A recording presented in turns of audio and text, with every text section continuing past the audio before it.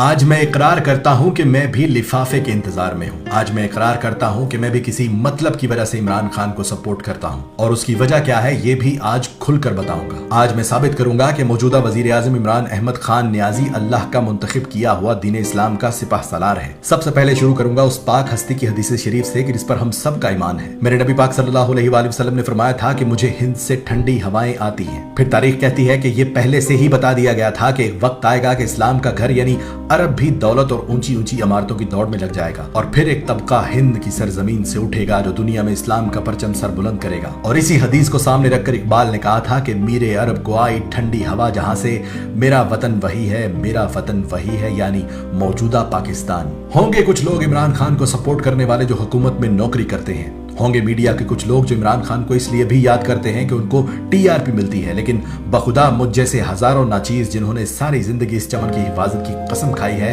اپنا وقت، اپنی ریسرچ، اپنی جان اس شخص پر لٹانے کو تیار ہیں، وہ بھی مفت میں۔ کیوں؟ صرف اس لیے کہ تاریخ صرف پڑھنے کے لیے نہیں ہے، احادیث صرف احترام کرنے کے لیے نہیں ہے، بلکہ ان پر ایمان واجب ہے۔ میں عمران خان کا غلام نہ تھا اور نہ ہو سکتا ہوں، پر میں میرے نبی کریم صلی اللہ علیہ وآلہ وسلم کا غلام ہوں، ان کی حدیث کا غلام ہوں، اسلام کی تاریخ کا طالب علم ہوں اور شریعت کا تابع دار ہوں۔ اپنی ناقص سی عقل کے مطابق قرب قیامت کے آثار دیکھ رہا ہوں، عرب کو پیسے اور اونچی اونچی عمارتوں کی دوڑ میں لگے دیکھ رہا ہوں، اسلام مخالف پراپیگنڈا اور ساری دنیا کی کوششیں دیکھ کر میرا ایمان تازہ ہو چکا ہے کہ اب وقت آ گیا ہے کہ اس حدیث کے مطابق ہند سے کوئی نکلے گا۔ چلو اور ڈھونڈتے ہیں وہ کون ہے، نشانیاں دیکھتے ہیں۔ اگر اپنی بات کروں تو میں نے 2019 میں اقوام متحدہ میں اسلام کا ایک شعر دیکھا جس نے دھاڑتے ہوئے بلا خوف پوری دنیا کو بتایا کہ اللہ حق ہے، اللہ سچ ہے، دین صرف ایک ہے اور وہ دین محمدی ہے، لا الہ الا اللہ۔ اگر ہمیں تنگ کیا گیا تو ہم لڑیں گے۔ خدا گواہ ہے کہ اس دن میری آنکھوں میں آنسو صرف اس لیے تھے کہ یا اللہ تیرا شکر ہے کہ اپنی زندگی میں اسلام کا نعرہ پھر سے بلند ہوتا دیکھا۔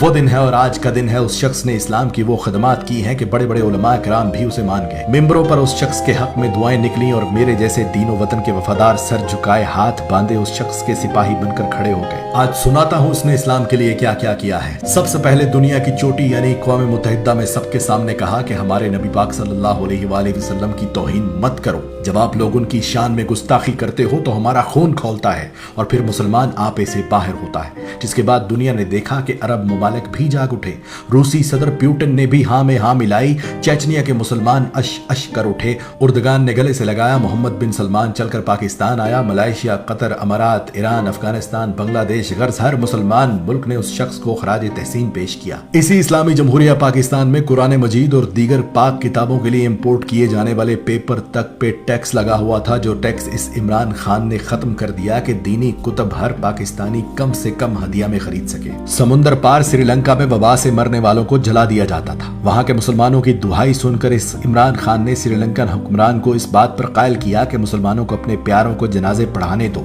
جس کی بات مانتے ہوئے سری لنکا کی حکومت نے قانون بدل دیا۔ سرور کائنات کی ولادت پر درود و ذکر مصطفیٰ اور اسمبلیوں میں چراغاں کر کے اس وطن کی فضاؤں کو حضور کے ذکر سے معطر کر دیا۔ رحمت للعالمین اکیڈمی بنا دی کہ جس میں علماء اکرام کو شامل کیا اور کہا اس قوم کے بچوں کو نبی پاک صلی اللہ علیہ وآلہ وسلم کی زندگی پر چلنا سکھائیں۔ اسکولوں، کالجوں، یونیورسٹیوں میں قرآن پاک اردو میں پڑھنا لازم قرار دے دیا کہ اس کے بغیر ڈگری بھی نہیں دی جائے گی۔ ایاک نعبد و ایاک نستعین کا ورد کرنے والے اس عمران خان کا چرچا پوری دنیا کے میڈیا پر ہوا کہ اس دنیا میں ایک مسلمان لیڈر ایسا بھی ہے جو جب مدینہ پہنچتا ہے تو تعظیم میں مدینے کی مٹی پر جوتا تک نہیں پہنتا۔ ہاتھوں میں تسبیح، زبان پر درود پاک، جسم پر قومی لباس، پر اعتماد چہرہ، جس ملک بھی گیا رستے بھی گواہی دینے لگے کہ کوئی مسلمان لیڈر آیا ہے۔ واحد لیڈر جو اسلام کے قانون کو مانتے ہوئے فوراً عدالت میں پیش ہوا کہ اگر حاکم وقت کو بھی قاضی بلائے تو قاضی کے سامنے پیش ہونا ہے۔ بھارت کی طرف سے دوستی اور تجارت بڑھانے کا خط آیا تو بھارتی منافقت اور دوہرے معیار پر یہ کہہ کر انکار کر دیا کہ جب تک کشمیریوں کو ان کا حق نہیں دیتے